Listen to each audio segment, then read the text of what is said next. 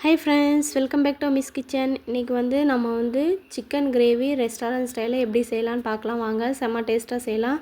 அதுக்கு முன்னாடி நம்ம சேனல் சப்ஸ்கிரைப் பண்ணலன்னா சப்ஸ்கிரைப் பண்ணிக்கோங்க. இன்றைக்கி நம்ம அதுக்கு என்னென்ன பொருள் எடுத்துக்க போகிறோன்னா, ஒரு 1/4 கிலோ பெரிய வெங்காயம் எடுத்துருக்கேன், இஞ்சி பூண்டு ஒரு 100 கிராம் எடுத்துருக்கிறேன், தக்காளி ஒரு 4 சின்ன சைஸ் தக்காளி, ஒரு 10 வரமிளகாய் எடுத்துருக்கிறேன், மல்லி ஒரு டேபிள் ஸ்பூன், மிளகு ஒரு டேபிள் ஸ்பூன், சோம்பு ஒரு டேபிள் ஸ்பூன், 3 ஏலக்காய் எடுத்துருக்கிறேன், பட்டை கிராம்பு கொஞ்சம் எடுத்துருக்கிறேன், ஒரு மூடி தேங்காய் எடுத்துருக்கேன். இது எல்லாத்தையுமே நம்ம தனித்தனியாக இந்த மாதிரி அரைச்சி எடுத்துகிட்டு வந்துடுவோம். இன்றைக்கி நம்ம வறுத்து அரைக்க கிடையாது, அப்படியே பச்சைதாகவே அரைச்சி எடுத்துகிட்டு வந்துருக்குறோம்.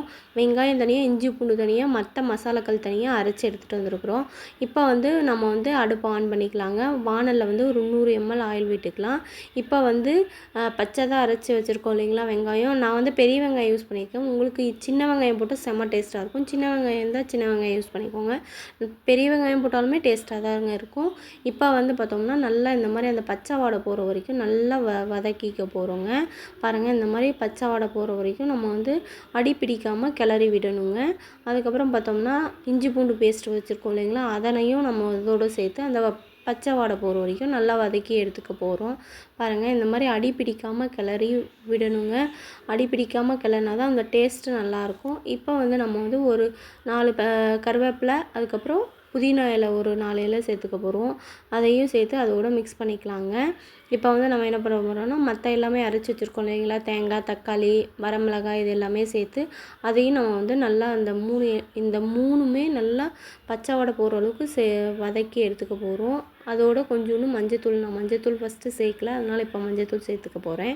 இதையும் எல்லாமே அடிப்பிடிக்காமல் நல்லா இந்த மாதிரி கிளறி விடணுங்க. தண்ணி சேர்க்கக்கூடாதுங்க. அந்த ஆயிலே நம்ம பச்சை வாடை போகிற வரைக்கும் ஒரு 10 நிமிஷம் இந்த மாதிரி கிளறி விடணுங்க. இப்போ இந்த மசாலாவுக்கு தேவையான அளவுக்கு உப்பு சேர்த்துக்க போகிறோங்க. பாருங்கள், உப்பு சேர்த்து இதே மாதிரி கிளறி விடணுங்க. இதே மாதிரி நல்லா அடிபிடிக்காமல் கிளறிட்டே இருக்கணும்.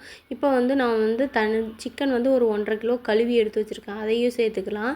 இப்போ சிக்கனும் அந்த மசாலாவும் நல்லா மிக்ஸ் பண்ணி விடணும். தண்ணி சேர்க்கக்கூடாது. சிக்கனும் மசாலாவும் நல்லா கிளறி விட்டுட்டே இருக்கணும். பாருங்கள், இப்போ அந்த ஆயில் லைட்டாக பிரிஞ்சு வர்றது உங்களுக்கு தெரியும்.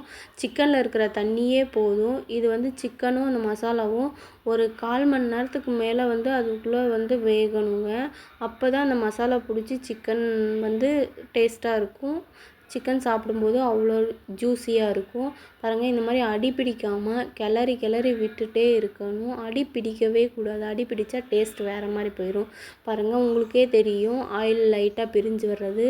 இன்னும் கொஞ்சம் நேரம் நம்ம அந்த சிக்கன் வேகிற வரைக்கும் இதே மாதிரி கிளறி விட்டுக்கலாங்க.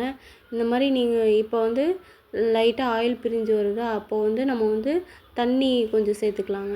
இது கொஞ்சம் கெட்டியாக இருந்தால் தாங்க இந்த கிரேவி நல்லா டேஸ்ட்டாக இருக்கும். அதனால் தண்ணி அதிகமாக ஊற்ற வேண்டாம். பாருங்கள், நான் தேவையான அளவு தான் தண்ணி ஊற்றுறேன். ரொம்ப அதிகமாக ஊற்ற வேண்டாம். அந்த சிக்கன் வேகிற அளவுக்கு கொஞ்சம் தண்ணி ஊற்றினா போதுங்க. அந்த கொதித்து வர்ற அளவுக்கு ஊற்றினா போதும். பாருங்கள், இதே மாதிரி கிளறி விட்டுட்டே இருக்கலாம். இப்போ நம்ம என்ன பண்ண போகிறோம்னா, கிளறி விட்டுட்டு ஒரு மூடி போட்டு சிம்மில் ஒரு 10 நிமிஷம் விட்டுறலாங்க. பாருங்கள், உங்களுக்கே தெரியும் சிக்கனும் நல்லா வெந்துருச்சு, ஆயில் பிரிஞ்சு வந்துருச்சு. இந்த ஸ்டேஜில் நம்ம புதினா கொத்தமல்லி இலை சேர்த்து இறக்கிக்கலாங்க. பாருங்கள், உங்களுக்கே தெரியும் எவ்வளோ எம்மியாக இருக்குதுன்னு சொல்லிட்டு. நீங்கள் நம்ம சேனலை சப்ஸ்கிரைப் பண்ணலன்னா சப்ஸ்கிரைப் பண்ணிக்கோங்க. லைக் பண்ணுங்கள், ஷேர் பண்ணுங்கள், ப்ளீஸ் தயவுசெய்து கமெண்ட் பண்ணுங்கள். தேங்க்ஸ் ஃபார் வாட்சிங். பாருங்கள், செம்ம டேஸ்ட்டாக இருக்குங்க. இது எல்லாத்துக்கும் நல்லாயிருக்கும். தேங்க்யூ.